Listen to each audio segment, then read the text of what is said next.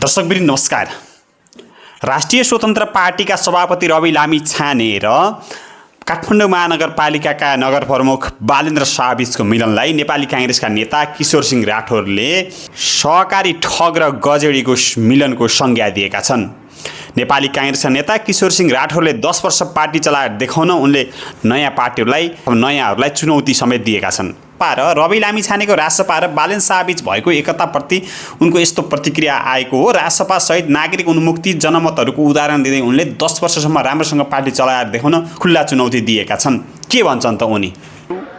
गैर जिम्मेवार नेताहरू, सहकारी ठगहरू, दलालहरू हैन गजेडीहरूले चाहिँ के छ भने हामी यति लामो 80 वर्ष लामो सङ्घर्ष गरेको पार्टीले त हामीले यो देशका जनतालाई अधिकार सम्पन्न बनायौं, विकास गर्यौं र शान्ति ल्यायौं। हामीले गर्न नसकेको के हो भने भ्रष्टाचार नियन्त्रण गर्न नसकेको हो। भ्रष्टाचार नेपालमा मात्र छैन, अमेरिकामा पनि छ, युरोपमा पनि छ, चाइनामा पनि छ, भारतमा पनि छ र नेपालमा पनि छ।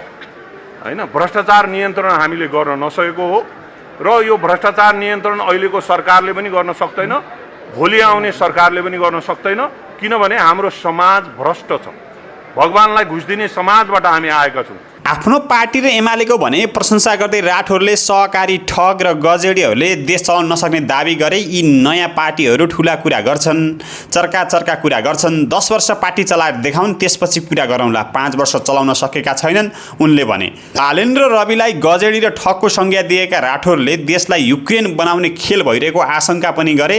भने युक्रेनमा हिजो एउटा पपुलिस्ट कलाकारलाई राष्ट्रपति बनाउँदाको परिणाम आज भोगिरहेको छ। नेपालमा पनि यी गैर जिम्मेवार पार्टी, सहकारी ठग, दलाल गजेडीहरूले हामी 80 वर्ष लामो सङ्घर्ष गरेका पार्टीले विकास र जनतालाई अधिकार दियौँ, भ्रष्टाचार नियन्त्रण मात्रै हामीले गर्न सकेका छैनौँ, भ्रष्टाचार नियन्त्रण अहिले पनि हुन सकेको छैन, भोलि आउने सरकारले पनि गर्न सक्दैन उनले भने।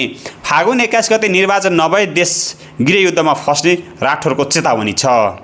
किशोर सिंह राठौरको यो प्रतिक्रियालाई के भन्नुहुन्छ तपाईँ? कृपया जस्तो लाग्छ त्यस्तै कमेन्ट गर्नुहोला। धन्यवाद।